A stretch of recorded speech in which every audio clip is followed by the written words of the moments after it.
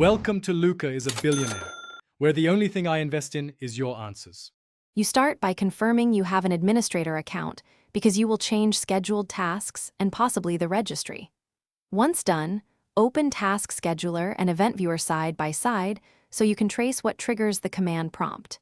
Make a system restore point or export the registry now. This protects you if a change breaks startup.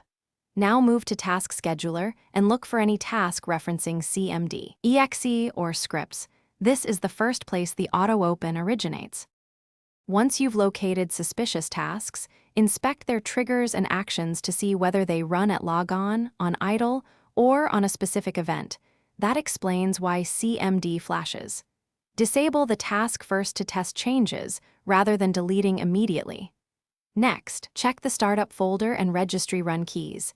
HKCU/software/Microsoft/Windows/current version/run and HKLM equivalent for entries that call CMD, EXE, or script files.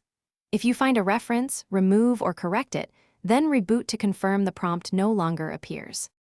To finish, re-enable only verified tasks and monitor behavior. Use Event Viewer to match timestamps of the command prompt with task events so you know the exact trigger. If things still open unexpectedly, run System File Checker and DISM to repair corrupted system components that might call CMD. Finally, if you suspect malware, boot into safe mode and run a full antivirus scan with updated definitions. If nothing fixes it, restore the system point you created and repeat the diagnostic steps more slowly.